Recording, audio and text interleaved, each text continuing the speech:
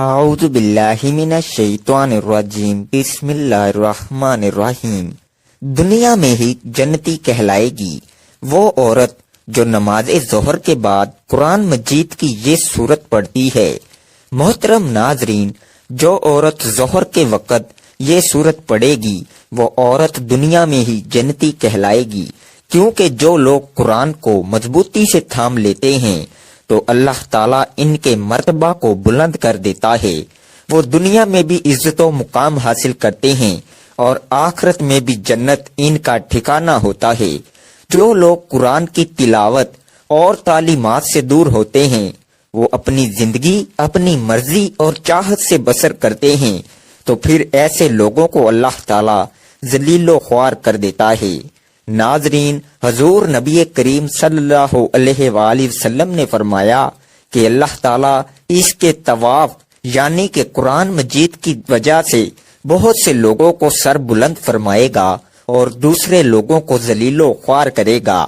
تو ناظرین، جو بندہ یا بندی قرآن کریم کی تلاوت کرتے ہیں اللہ کے فرشتے اس پر رحمت بھیجتے ہیں، حتیٰ کہ چیونٹیاں اپنے سوراخوں میں اور مچھلیاں سمندر میں اس کے لیے دعائیں مغفرت کرتی ہیں۔ اللہ کے ایک بزرگ حضرت سیدنا خالد بن معدان رحمت اللہ علیہ فرماتے ہیں، یہ قرآن پاک پڑھنے اور پڑھانے والے کے لیے سورت ختم ہونے تک فرشتے استغفار کرتے رہتے ہیں۔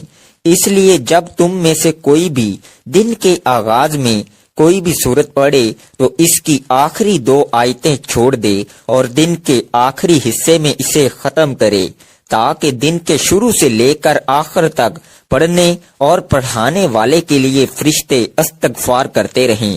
تو ناظرین، قرآن پاک کی اس سورت سے جو محبت کرتا ہے یا جو بندہ اس سورت کو پڑھتا ہے تو اللہ تعالیٰ اسے دنیا میں ہی جنت کی بشارت دے دیتا ہے۔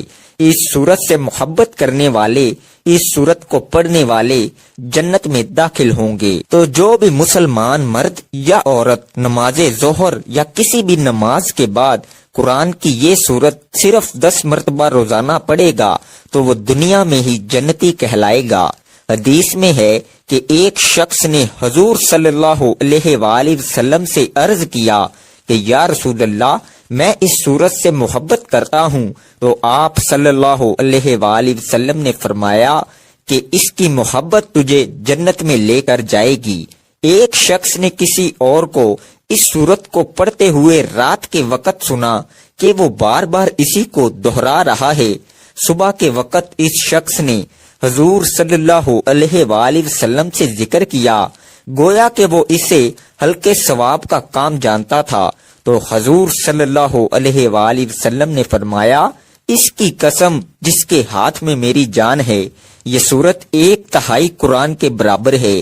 حضرت ابو ہریرہ رضی اللہ عنہ سے مروی ہے کہ رسول اللہ صلی اللہ علیہ وآلہ وسلم نے فرمایا، عورت جب 5 وقت کی نماز پڑھتی ہو، اسے ناموس و عزت کی حفاظت کرتی ہو اور شوہر کی اطاعت کرتی ہو تو وہ جنت کے جس دروازے سے چاہے داخل ہو جائے۔ حضرت ابو ہریرہ رضی اللہ عنہ سے مروی ہے کہ آپ صلی اللہ علیہ وآلہ وسلم سے یہ پوچھا گیا کہ کون عورت بہتر ہے؟ آپ صلی اللہ علیہ وآلہ وسلم نے فرمایا، وہ عورت شوہر اسے دیکھے تو وہ اسے خوش کر دے، جب کوئی کام کہے تو اس کی اطاعت کرے اور اپنی عزت کی حفاظت کرے اور اس کی مرضی کے خلاف مال خرچ نہ کرے۔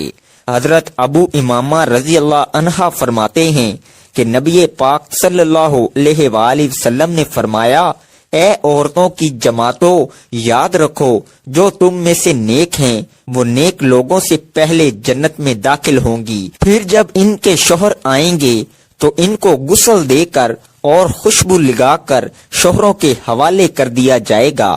سرخ اور زرد رنگ کی خوبصورت سواریوں پر اور ان کے ساتھ بچے ہوں گے جیسے بکھرے موتی۔ حضرت ابن عمر رضی اللہ عنہ سے مروی ہے کہ آپ صلی اللہ علیہ وآلہ وسلم نے فرمایا، مومن عورت کا عمل 70 یقین کے عمل کے برابر ہے، اور فاجرہ عورت کی بد عملی 1000 فاجروں کی بد عملی کی طرح ہے۔ حضرت ام سلمہ رضی اللہ عنہ نے رسول پاک صلی اللہ علیہ وآلہ وسلم سے پوچھا، اے اللہ کے رسول، دنیا کی عورتیں افضل ہیں یا حورین؟ آپ صلی اللہ علیہ وآلہ وسلم نے فرمایا، دنیا کی عورتیں حورین سے افضل ہیں، ایسے جیسے ابر و عمدہ او اچھا ہوتا ہے استر اندرونی کپڑے سے۔ انہوں نے کہا، اے اللہ کے رسول، ایسا کیوں؟ فرمایا، اپنی نماز، اپنے روزے اور خدائے پاک کی عبادت کی وجہ سے۔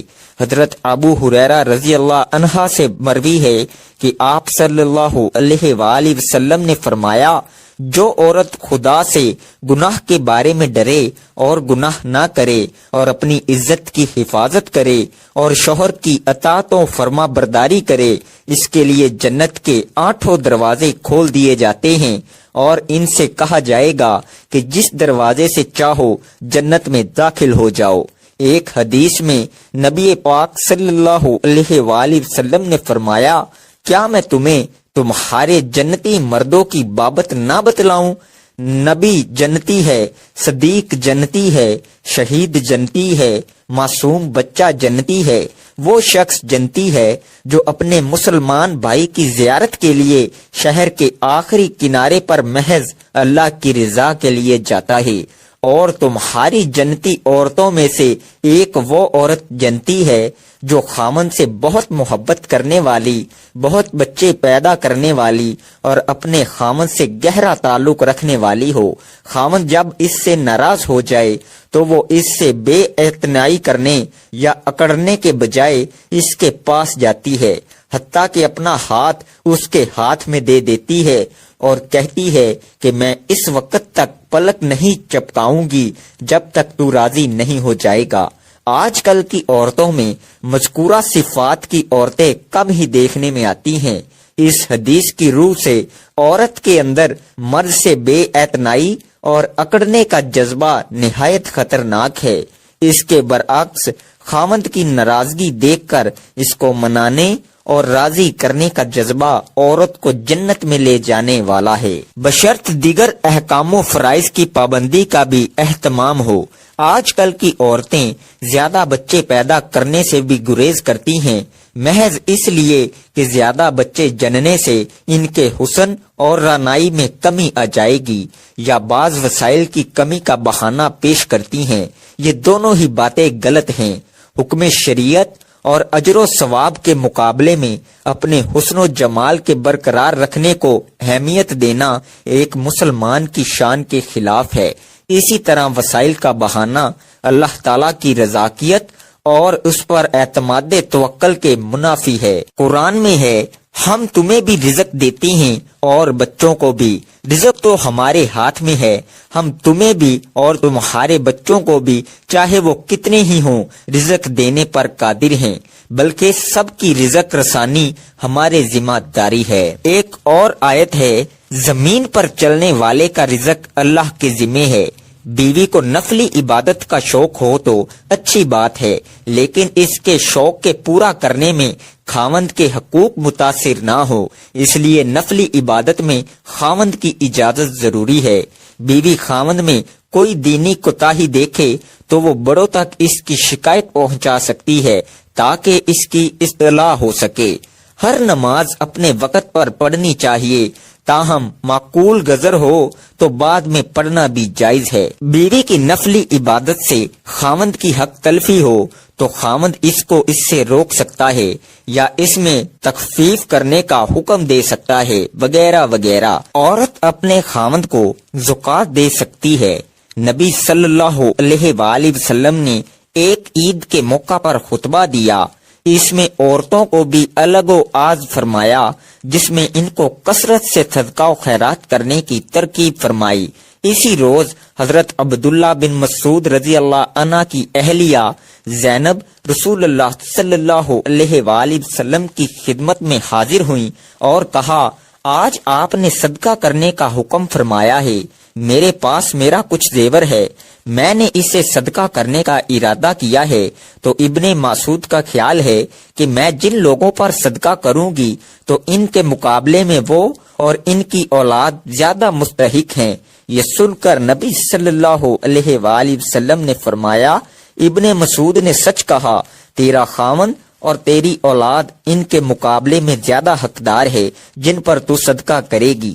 ایک دوسری روایت ہے جس میں آپ صلی اللہ علیہ وآلہ وسلم نے حضرت زینب کے سوال کے جواب میں فرمایا، ہاں وہ اپنے خاوند کو صدقہ دے سکتی ہے، اس میں اس کے لیے دگنا اجر ہے، ایک حق قرابت کی ادائیگی کا اجر اور ایک صدقے کا اجر۔ اس سے معلوم ہوا کہ خاوند اگر غریب ہو، اس کی آمدنی سے گھر کے اخراجات پورے نہ ہوتے ہوں اور بیوی صاحب حیثیت ہو یا اس کے پاس با مقدار نصاب طلائی زیور ہو تو اس کے لیے زکوٰۃ کی رقم اپنے خاوند کو دینا نہ صرف جائز ہے بلکہ افضل ہے، اس طرح وہ ڈبل اجر کی مستحق ہوگی۔ اسی طرح زیر پرورش یتیم بچوں پر زکوٰۃ کی رقم خرچ کرنا بھی دگنے اجر کا باعث ہے، تاہم خاوند اپنی زکوٰۃ کی رقم اپنی بیوی اور اپنے بچوں پر خرچ نہیں کر سکتا، کیونکہ ان کے نانے نفقہ کا ذمہ دار وہ خود ہے،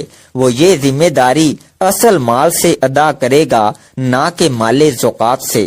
عورت چونکہ خاوند کے نانے نفقے کی ذمہ دار نہیں ہے، اس لیے وہ اس کو زکوٰۃ دے سکتی ہے۔ عورت بھی ایک ایسی ہی انمول چیز ہے کہ مرد اس کی قیمت ادا نہیں کر سکتا، گویا وہ ایسا عطیہ الہی ہے جس پر انسان اللہ کا جتنا بھی شکر کرے اس نعمت اور عطیے کا حق ادا نہیں ہو سکتا۔ عورت کائنات کی عظیم ترین ہستی ہے اور اس عظیم ترین ہستی کو جو عزت، تحفظ، محبت، مقام اور حقوق اسلام نے عطا کیے، کسی اور مذہب میں اس کی کوئی نظیر نہیں ملتی۔ اسلام سے پہلے عورت کی حیثیت ایک زر خرید غلام سے زیادہ نہیں تھی، اس کا نہ کوئی حق تھا نہ عزت و مقام، بیٹیوں کو پیدا ہوتے ہی زندہ دفن کر دیا جاتا۔ پھر دین اسلام کی روشنی پھیلی، نبی کریم صلی اللہ علیہ وآلہ وسلم نے لوگوں کو عورت کا مقام و مرتبہ بتایا۔ اللہ رب العزت قرآن میں عورتوں سے متعلق رویے کی نشاندہی کرتے ہوئے فرماتا ہے کہ اور جب ان میں سے کسی کو لڑکی کی پیدائش کی خبر دی جاتی ہے تو اس کا چہرہ سیاہ پڑ جاتا ہے اور وہ غم سے بھر جاتا ہے۔ پھر دین اسلام نے دختر کشی کی اس بہیمانہ رسم کو غیر انسانی فعل قرار دیا۔ بزبان نبی کریم صلی اللہ علیہ وآلہ وسلم بیٹی کی پیدائش اور اس کی پرورش پر جنت کا پروانہ جاری ہوا۔ حضرت عبداللہ بن عباس رضی اللہ عنہ بیان کرتے ہیں کہ رسول اللہ صلی اللہ علیہ وآلہ وسلم نے فرمایا، جس شخص کے ہاں بیٹی پیدا ہو اور وہ اسے زندہ درگو نہ کرے، اسے ذلیل نہ سمجھے اور اپنے بیٹے کو اس پر ترجیح نہ دے تو اللہ تعالیٰ اسے جنت میں داخل کرے گا۔ مفسرین کہتے ہیں کہ زمانہ جاہلیت میں یہ دستور تھا کہ جب کسی شخص کی بیوی کے ہاں زچگی کے آثار ظاہر ہوتے تو وہ شخص بچہ پیدا ہو جانے تک اپنی قوم سے چھپا رہتا، پھر اگر اسے معلوم ہوتا کہ بیٹا پیدا ہوا ہے تو خوش ہو جاتا اور اپنی قوم کے سامنے آ جاتا، اور اگر پتہ چلتا کہ بیٹی ہوئی ہے تو غم زدہ ہو جاتا اور شرم کے مارے کئی دنوں تک لوگوں کے سامنے نہ آتا، اور اس دوران غور کرتا رہتا کہ اس کی بیٹی کے ساتھ وہ کیا کرے، ذلت برداشت کر کے بیٹی کو اپنے پاس رکھے یا اسے زندہ زمین میں گاڑ دے۔ دنیا میں جب دین اسلام کی کرنیں بکھرنا شروع ہوئیں اور اسے تمام مظاہر پر غلبہ حاصل ہوا تو گویا ساری دنیا کا نقشہ ہی بدل گیا۔ زمانہ جاہلیت کی رسومات کے بت ٹوٹ گئے، اسلام نے لوگوں کو عظمت و جہالت سے نکالا، ان کی صحیح تعلیم و تربیت کی اور انہیں انسانیت کا کھویا ہوا مقام واپس دلایا۔ زمانہ جاہلیت میں بیٹی کو جتنا منحوس اور بد نصیب خیال کیا جاتا تھا، اسلام نے اسے اتنا ہی خوش قسمت اور بابرکت ٹھہرایا، یہاں تک کہ عورت پر کسی قسم کی سختی بوجھ نہیں ڈالا، اسے معاشی ذمہ داریوں سے مبرا کر دیا۔ مسلمان خواتین کو بھی چاہیے کہ وہ اپنے دین کی بہت قدر کریں۔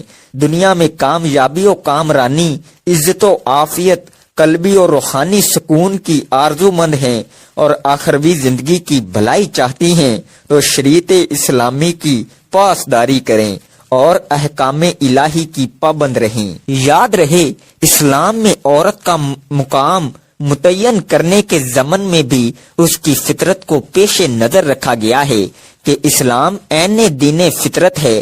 اس نے مرد و عورت دونوں کو یکساں حقوق دیے ہیں، بلکہ عورت کو تو ماں کے روپ میں ہر رشتے پر فوقیت عطا کی ہے، مگر دونوں کا دائرہ کار الگ الگ ہے، اور اس حوالے سے آج کی عورتوں کو سنجیدگی سے سوچنے سمجھنے کی ضرورت ہے کہ اللہ پاک نے اسے نسلوں کی آبیاری جیسا انتہائی اہم کام سونپا ہے، تو اس کی ایک غلط سیکھ، ایک غلط قدم اور رویہ پوری ایک نسل تباہ کرنے کا باعث بن سکتا ہے۔ آج کل عورت کی آزادی کے نام پر جو کچھ ہو رہا ہے، جو خناس زہر اس کے ذہن میں انڈیلا جا رہا ہے، وہ اس کی دنیا و آخرت تباہ کر سکتا ہے۔ تو بہنوں، یاد رکھو، اس کائنات میں مرد و زن دونوں کو الگ الگ ذمہ داریاں دی گئی ہیں۔ ایسی کون سی آزادی ہے جو ہمارے دین میں خواتین کو حاصل نہیں؟ یہ دین فطرت ہے، تو اس میں ایسا کچھ ہو ہی نہیں سکتا جو فطرت کے خلاف ہو۔ خدا را اپنی ذمہ داریاں سمجھیں اور راہ حق پر چلیں کہ اگر غلط رستے پر چلتے چلتے ہی موت آ گئی تو ابدی زندگی بھی تباہ و برباد ہو جائے گی۔ جو لوگ آزادی کے نام پر آپ کو اللہ کے راستے سے بھٹکا رہے ہیں، ان کی سازشوں کو سمجھیں، پہچانیں اور ان کا اعلیٰ کار بننے سے گریز کریں کہ یہ دنیا اور آخرت کی بھلائی و کامیابی ہے۔ محترم ناظرین، اب چلتے ہیں وظیفے کی جانب۔ تو ناظرین، قرآن کی یہ سورہ اخلاص ہے۔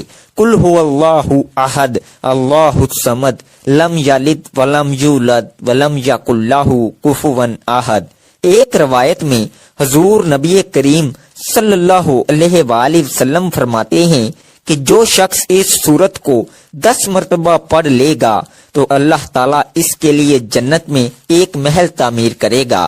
اس پر حضرت عمر رضی اللہ عنہ نے کہا کہ یا رسول اللہ صلی اللہ علیہ وآلہ وسلم، پھر ہم تو بہت سارے محل بنوا لیں گے۔ تو آپ صلی اللہ علیہ وآلہ وسلم نے فرمایا، اللہ اس سے بھی زیادہ اور اس سے بھی اچھے محلات دینے والا ہے۔ ایک حدیث میں ہے کہ جو شخص اس سورت کو 50 مرتبہ پڑھ لے تو اس کے 50 سال کے گناہ معاف ہو جاتے ہیں۔ سبحان اللہ۔ تو ناظرین، کتنی فضیلت اور اجر و ثواب ہے اس چھوٹی سی سورت کا۔ تو آپ سب بھی نماز ظہر کے بعد یا کسی بھی نماز کے بعد یا رات کو سونے سے پہلے کم از کم 10 مرتبہ سورہ اخلاص کو ضرور پڑھ لیا کریں۔ اس سورت کو پڑھنے سے دنیا میں بھی اللہ تعالیٰ آپ کو اجر و ثواب دیتا رہے گا اور آخرت کی تیاری بھی ہوتی رہے گی۔ محترم ناظرین، اگر کوئی مسلمان قرآن پاک پڑھنا نہیں جانتا تو سب سے پہلے قرآن پاک پڑھنا ضرور سیکھیں۔ اس کو پڑھنا اپنی زندگی کا مشن بنا لیں۔ جب تک آپ قرآن پاک دیکھ کر پڑھنا نہیں جانتے تب تک سورہ اخلاص یاد کر لیں، کیونکہ اس کے بے شمار فائدے ہیں۔ یہ سورت الفاظ میں چھوٹی لیکن فضائل میں پہاڑوں سے بھی وزنی سورت ہے۔ یہ سورت اللہ تعالیٰ کی توحید بیان کرتی ہے۔ اس سورت کو 3 مرتبہ پڑھنے سے ایک قرآن پاک کا ثواب ہوتا ہے۔ تو اس لیے اگر کوئی مسلمان قرآن پاک نہیں پڑھ سکتا تو قرآن پاک پڑھنا ضرور سیکھے۔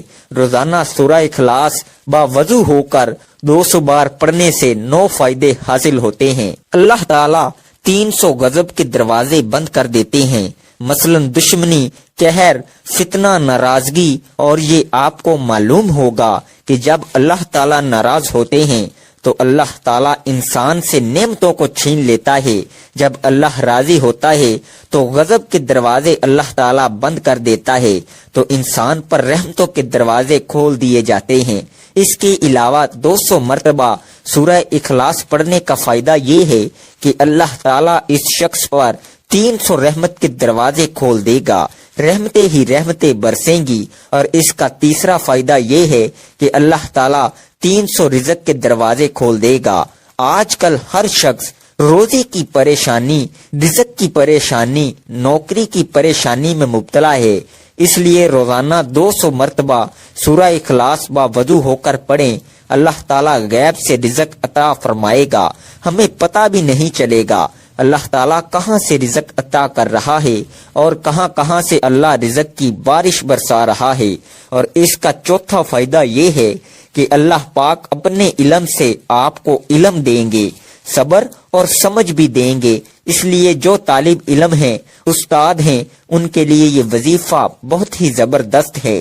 اور اس کا پانچواں فائدہ یہ ہے کہ 66 مرتبہ قرآن پاک پڑھنے کا ثواب ملے گا۔ اور اس کا چھٹا فائدہ یہ ہے کہ 50 سال کے گناہ اللہ پاک معاف فرما دیں گے۔ اور ساتواں فائدہ یہ ہے کہ اللہ پاک جنت میں بنگلے عطا فرمائے گا اور ہر بنگلے کے 70,000 دروازے ہوں گے۔ دوستو، یہ بہت ہی مختصر سا وظیفہ ہے، اس کو ضرور کریں۔ اور 8واں اس کا فائدہ یہ ہے کہ 2000 رکعت نفل پڑھنے کا فائدہ ہوگا۔ اور 9واں فائدہ یہ ہے کہ جب بھی کوئی مرے گا، جنازے میں 1,10,000 فرشتے شمولیت کریں گے۔ انشاءاللہ دوستو، یہ وہ وظائف ہیں جو ہم تک پہنچے، ہم نے آزمائے۔ ابھی بہت سارے فوائد ایسے ہیں جو ابھی تک پوشیدہ ہیں، صرف اللہ ہی کی ذات جانتی ہے۔ تو اس لیے اس وظیفہ کو ضرور اپنائیں۔ ناظرین کرام، میری حقیر سمجھ میں آج تک یہ بات نہیں آ سکی کہ موجودہ کھوٹی اور جھوٹی، عارضی اور بے معنی دنیا اور زندگی میں انسان ہر لمحہ سرگرداں، ہر پل احکام ربانی سے روح گردان کیا کچھ کرتا پھر رہا ہے، کیونکہ کرتا پھر رہا ہے، اور کب تک اپنے مقصد تخلیق و حیات کو بھول کر ان چکروں میں چکراتا رہے گا۔ لگتا ہے وہ یہ بھول چکا ہے کہ اس دنیا میں وہ آب حیات پی کر زندہ نہیں ہے، اس نے کوچ بھی کرنا ہے اور اپنے پل پل کا حساب بڑے اور کڑے دن کے مالک کو ضرور دینا ہے۔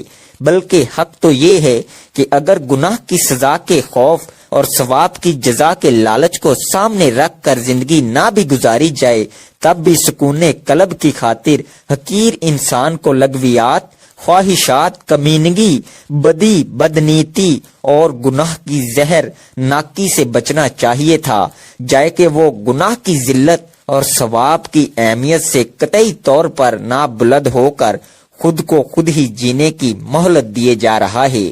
جنت، دوزخ اور جزا و سزا کو محض نظریہ یا بے معنی الفاظ سمجھ رہا ہے، یہ اس کے پاگل پن کی حتمی انتہا نہیں تو اور کیا ہے۔ کتنی عجیب بات ہے، رات کو گناہ اور عبادت دونوں کے لیے یکساں طور پر موضوع سمجھا جاتا ہے۔ ایک کو یہ مان کر کہ خدا اسے دیکھ رہا ہے، یہ بات کوئی بھی تسلیم نہیں کرتا، مگر حقیقت یہ ہے کہ ہر انسان کی زندگی غلطیوں، خطاؤں اور گناہوں کا پلندہ ہے۔ اگر کبھی یہ غلطیاں، یہ گناہ، یہ خطائیں اس کے سامنے تجسیم میں آ جائیں تو یوں محسوس ہوگا جیسے ایک اکیلا انسان لاکھوں درندوں میں گھر گیا ہو۔ سوچئے اگر تریاک کی زیادہ زہر بن جاتی تو انسان کے گناہوں کی زیادتی کا انجام کیا ہوگا۔ حیرت ہے کہ ایک گناہ کی 5 سزائیں مقرر ہیں، پھر بھی اسے انسان ایک سمجھ کر کیے جاتا ہے۔ 1 ضمیر کی چبھن، نمبر 2 زمانے کی نفرت، نمبر 3 قانون کی سزا، نمبر 4 دنیاوی عذاب، نمبر 5 جہنم کی آگ۔ گناہ اور بدی چونکہ آپ کے اپنے پاؤں کے کلہاڑے اور اپنے ہاتھوں کے جمع کردہ جہنم کے انگارے ہیں، اس لیے آپ کو زخم کی ٹھیس یا آگ تپش محسوس نہیں ہوتی۔ انسان جب تک اپنی چھوٹی سے چھوٹی خطا کو بڑے سے بڑا گناہ نہیں سمجھے گا، تب تک وہ بڑے سے بڑے گناہ کو چھوٹی خطا قرار دیتا رہے گا، نتیجہ اپنی دونوں دنیایں برباد کرتا رہے گا۔ گناہ کے گناہ ہونے کی اس سے بڑی دلیل اور کیا ہو سکتی ہے کہ اسے چھپ کر کرنا پڑتا ہے۔ جس طرح زہر کھانے سے آپ خود بچتے ہیں، آپ کے ہاتھ سے کوئی چھیننے نہیں آتا، اس طرح گناہ اور بدی سے بھی آپ نے خود ہی بچنا ہوگا۔ حیرت ہے، سودا لیتے وقت ہم جس دکاندار سے ایک بار دھوکہ کھا لیتے ہیں دوبارہ اس سے سودا لینے کی غلطی نہیں کرتے، مگر عام روزمرہ کی زندگی میں جو غلطیاں اور گناہ بار بار کرتے ہیں اس سے توبہ تائب نہیں ہوتے۔ گناہ گاروں کو اللہ تعالیٰ بدی کا دائرہ مکمل کرنے کے لیے جو مہلت عطا فرماتا ہے وہ اسے اپنی بچت سمجھتے ہیں، حالانکہ اس عرصے میں دراصل ان پر نیکی کا عمل سا قحط کر دیا جاتا ہے۔ کوئی بھی شخص اپنے گناہ اور بدی بدکاری کو تسلیم نہیں کرتا، اس لیے کہ کسی کو اپنی گندگی سے بدبو نہیں آتی۔ بظاہر گناہ گار شخص اپنی تمام تر اخلاقیات کو روند کر گناہ کر گزرنے کو اپنی بہادری کا کارنامہ سمجھتا ہے، جبکہ اصل میں یہ اس کی روز حشر کے کڑے اور بڑے حساب سے بچنے پر سارا زور صرف کر دینے کی صلاح حاصل ہے۔ لوگوں کا عقیدہ ہے جنت دوزخ کا تصور محض عقیدہ ہے، حقیقت میں کچھ نہیں ہے، حالانکہ یہ ان کا ذاتی فلسفہ یا فتویٰ ہو سکتا ہے۔ دونوں حقیقتیں اپنی جگہ پر موجود ہیں۔ جنت دوزخ کی مختصر تعریف یہ ہے کہ ہمارا ہر سانس خالق کی جانب سے ایک کرم ہے، جواباً ہمارا ہر سانس ناشکری کا ایک سلسلہ جاریہ ہے اور یہی گناہ عظیم ہے۔ دنیا میں بھاری ترین عمل نیکی کرنا ہے، جو اس پر راہ پر آ گیا اسے آخرت میں دوزخ کا کیا خوف۔ اللہ تعالیٰ سے دعا ہے کہ ہم سب کو بہتر سے بہتر عمل کرنے کی توفیق دے اور ہماری زندگی میں جتنی بھی پریشانیاں اور مشکلات ہیں اللہ تعالیٰ اپنے پیارے محبوب کے صدقے دور فرمائے، آمین یا رب العالمین۔ ناظرین، ویڈیو کو لائک اور چینل کو ضرور سبسکرائب کر دینا۔ جزاک اللہ۔